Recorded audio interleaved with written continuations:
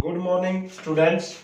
Class 10th, chapter 1st, chemical equation and chemical reaction. सबसे पहले हम कुछ परिस्थितियों पे विचार करते हैं, जैसे गर्मियों में दूध का खराब हो जाना। Class 10th, chapter first, chemical reaction and chemical equation. रासायनिक अभिक्रियाएं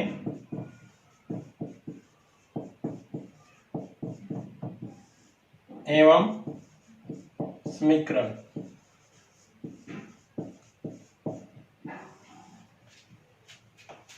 यदि हम दैनिक जीवन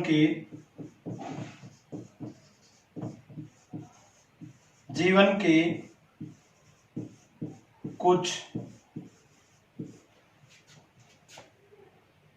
उदाहरण पर विचार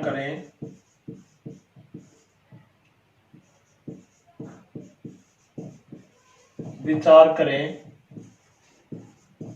जैसे गर्मियों में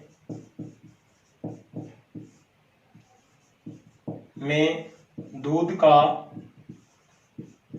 खराब होना,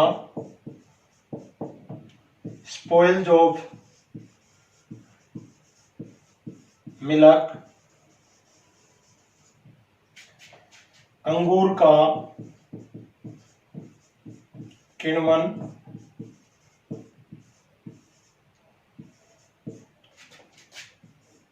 फर्मेंटेशन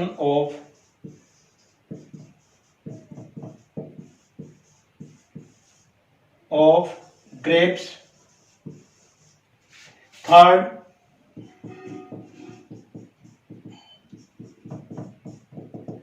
rusting of iron, लोहे को जंग लगना। ये कुछ ऐसे उदाहरण हैं, इनके अंदर पदार्थ की जो प्रकृति है वो नए रूप में चेंज होती रहती है। जहां पर कोई नया पदार्थ बनता है वहां पर रासायनिक अभिक्रिया होती है। जहां पर कोई नया पदार्थ बनता है वहां पर रासायनिक अभिक्रिया होती है।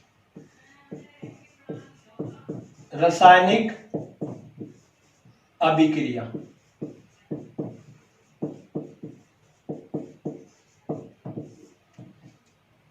जहां कोई नया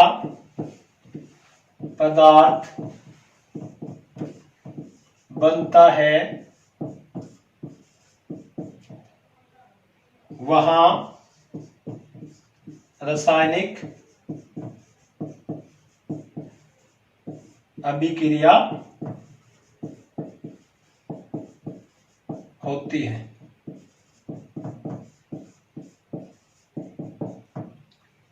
When new substance are formed, there is a chemical reaction take place. Second, chemical equation, जिसको हिंदी में रासायनिक समीकरण कहते हैं।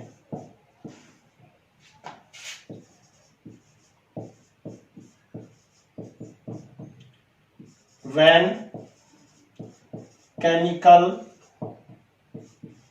reaction are writing in their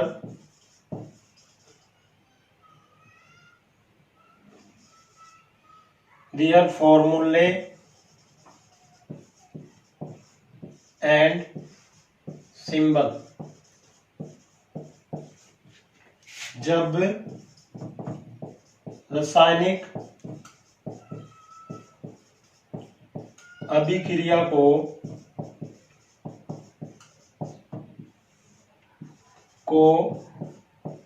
उसके संकेत या प्रतीक के रूप में लिखा जाता है, उसे रासायनिक समीकरण कहते हैं। नेक्स्ट, जब हम मैग्नीशियम रिबन को ऑक्सीजन के साथ जलाते हैं तो मैग्नीशियम ऑक्साइड का निर्माण होता है। जब मैग्नीशियम को ऑक्सीजन की उपस्थिति में जलाते हैं तो मैग्नीशियम ऑक्साइड का निर्माण होता है। Magnesium plus oxygen magnesium oxide are formed.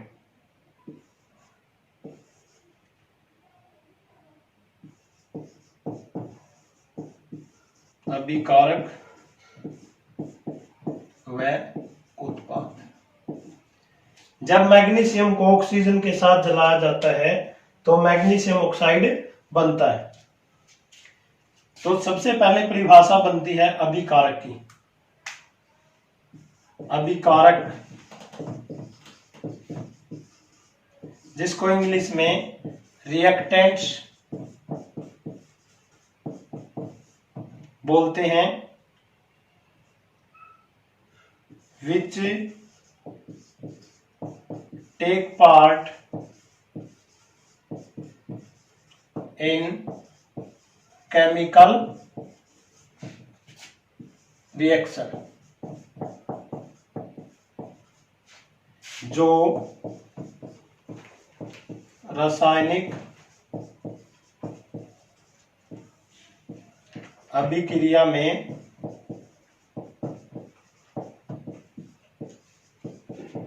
भाग लेते हैं,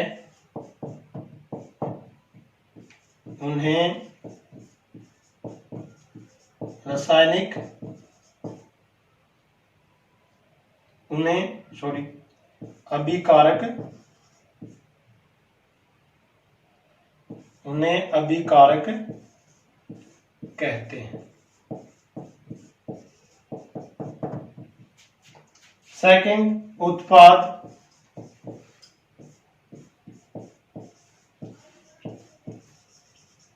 product, which are formed after the reaction of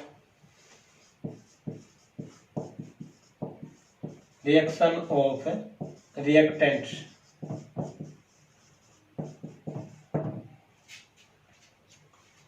For example, A plus B on arrowhead, C plus D।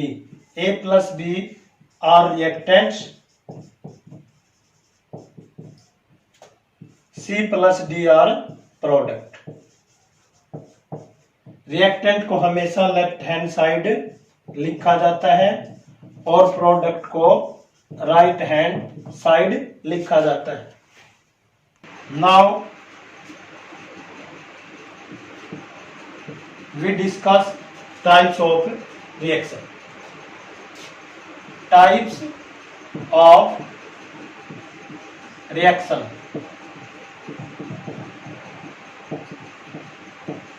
अभिक्रियाओं के प्रकार.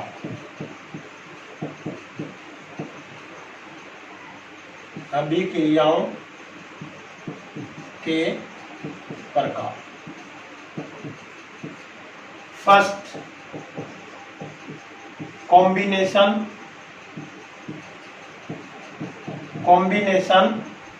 रिएक्शन, जिसको हिंदी में संयोजन,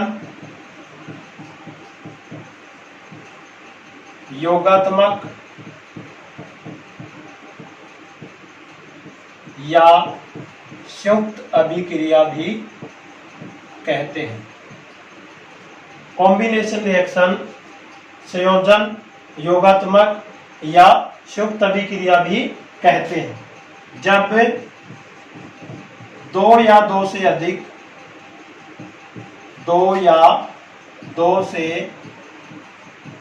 अधिक अभिकारक मिलकर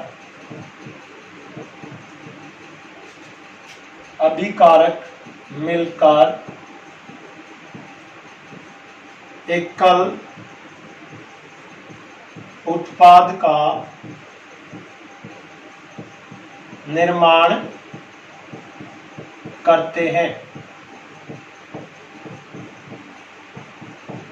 जब दो या दो से अधिक अभिकारक मिलकर एकल उत्पाद का निर्माण करते हैं. when two or more reactants to form a single product.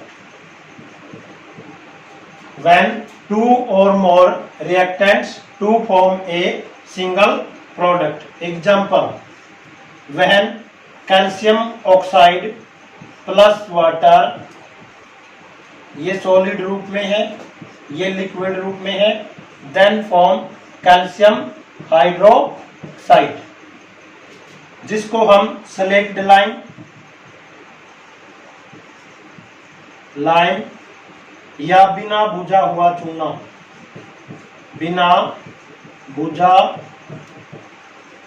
चूना भी बोलते हैं.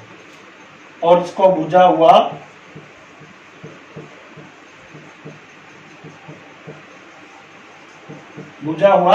चूना बोलते हैं.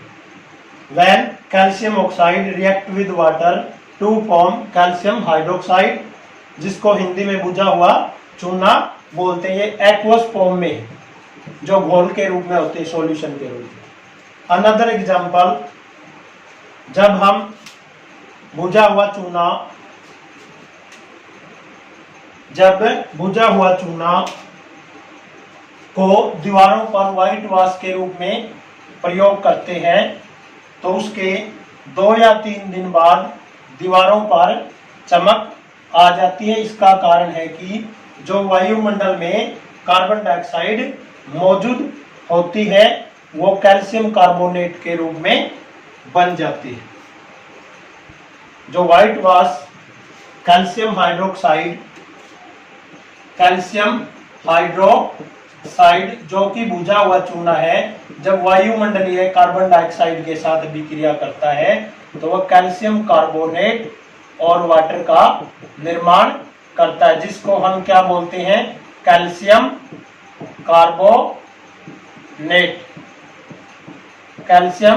कार्बोनेट या संगमरमर या चूने का पत्थर भी बोलते हैं.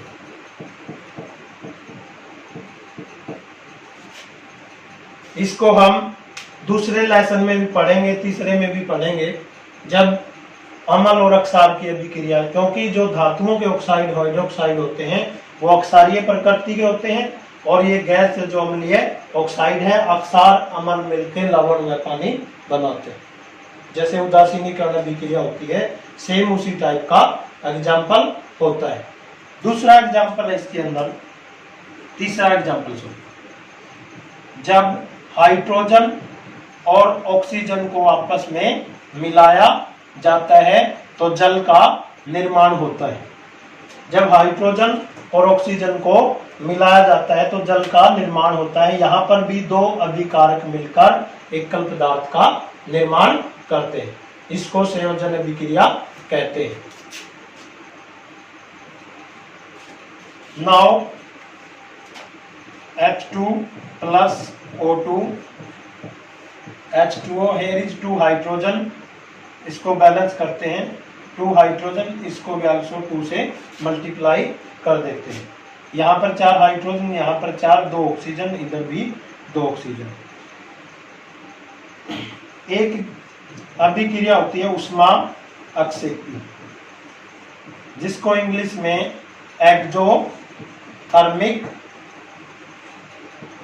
कहते हैं। एक्सो मीन्स आउट और थर्म मीन्स हीट। जिन अभिक्रियाओं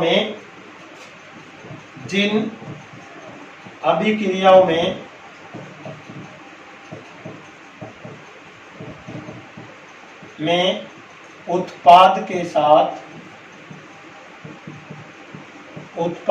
साथ ऊष्मा भी बाहर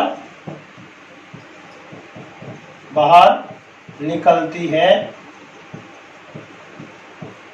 उसे ऊष्माक्षेपी अभिक्रिया कहते हैं।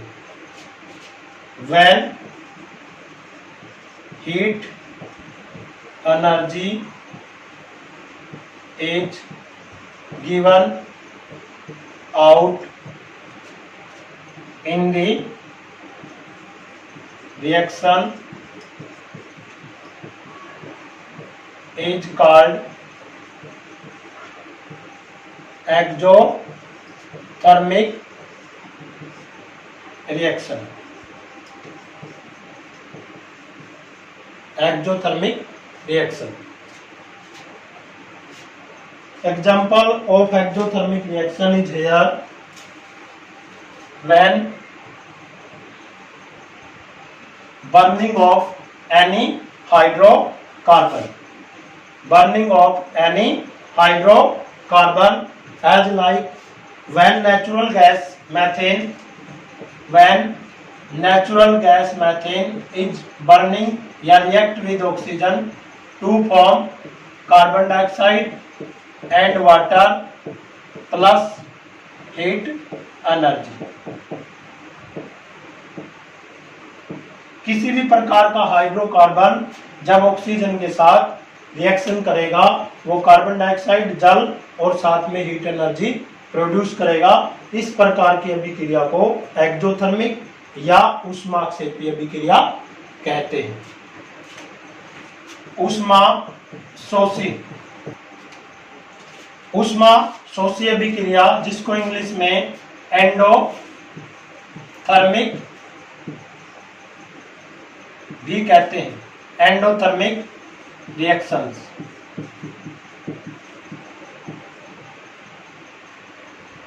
जिन अभिक्रियाओं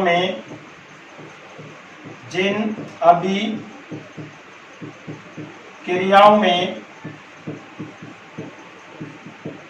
ऊष्मा का अवशोषण होता हो, उन्हें ऊष्मा शोषी अभिक्रिया कहते हैं।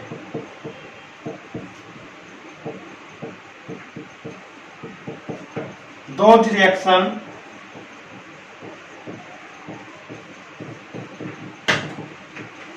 in which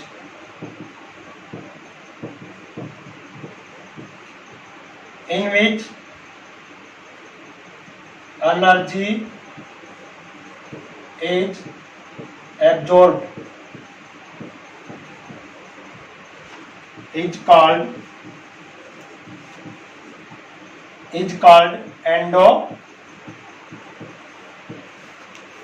thermic reaction.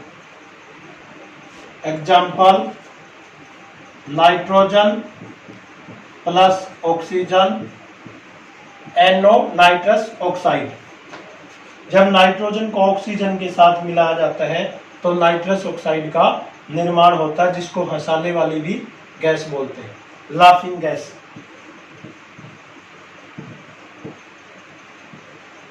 Laughing gas minus heat energy. Now we discuss about decomposition reaction और वियोजन अभिक्रिया। decomposition reaction और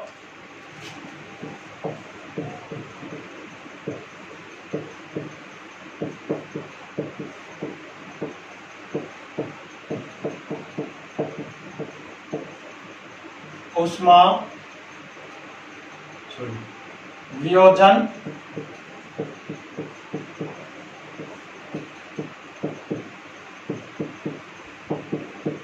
या अपघटन अभिक्रिया भी कहते हैं। जब एक कल पदार्थ दो या दो से अधिक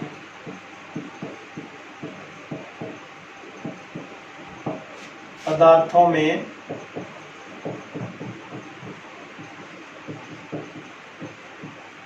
टूटता है, उसे वियोजन अभिक्रिया कहते हैं।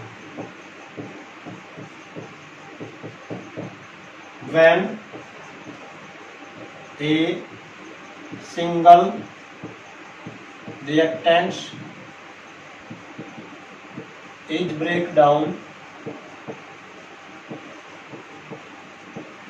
into two or more product is called decomposition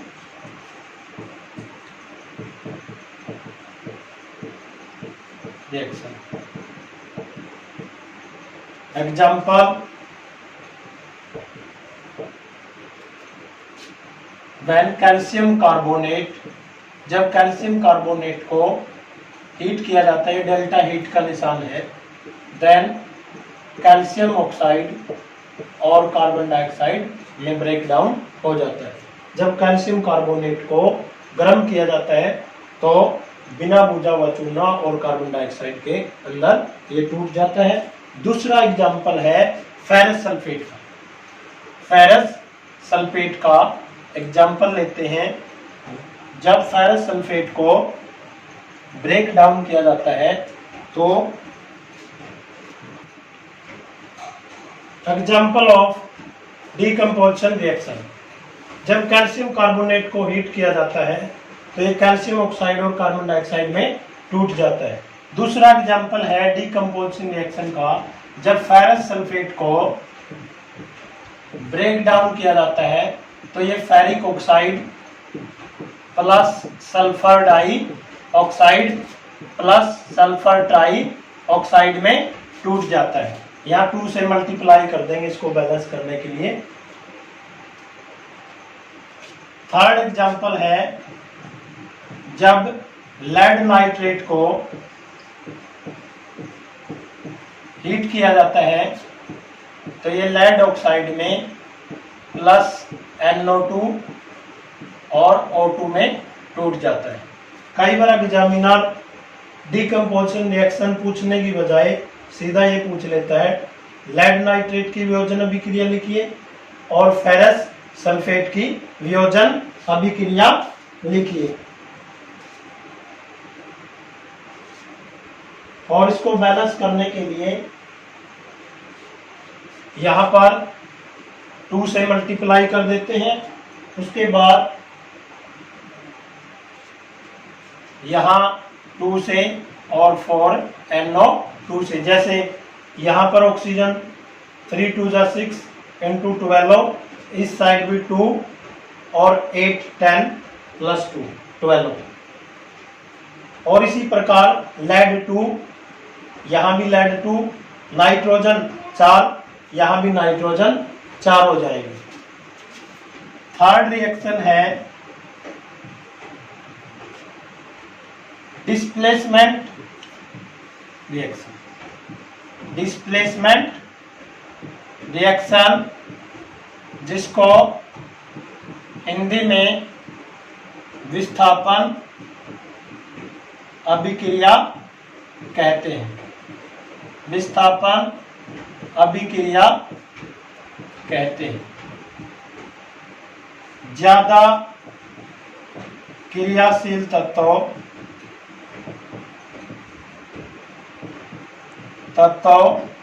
कम क्रियाशील तत्व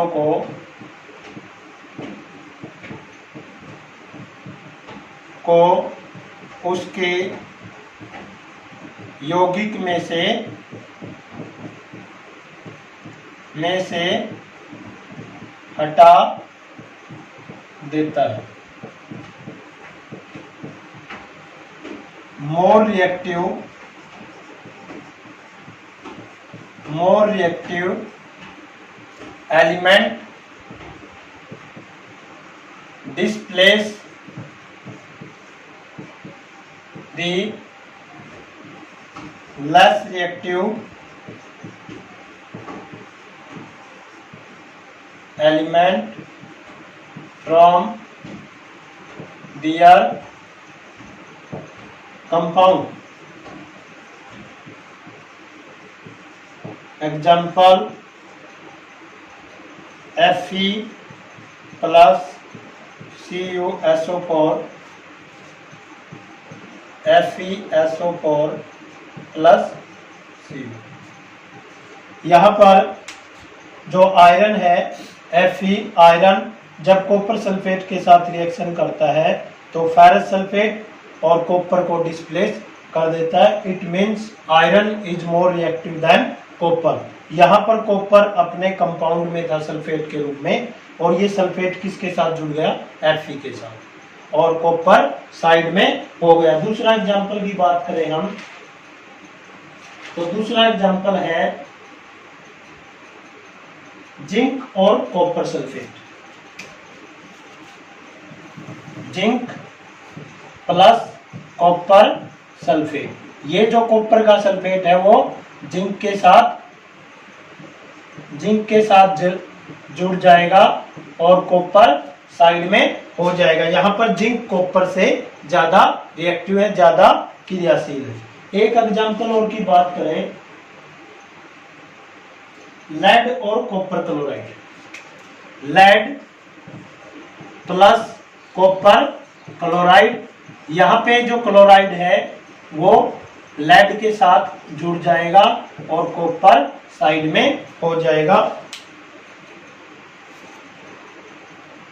Remaining work done as like double displacement reaction, oxidation reaction, reduction, rancidity and corrosion of iron will be start in next.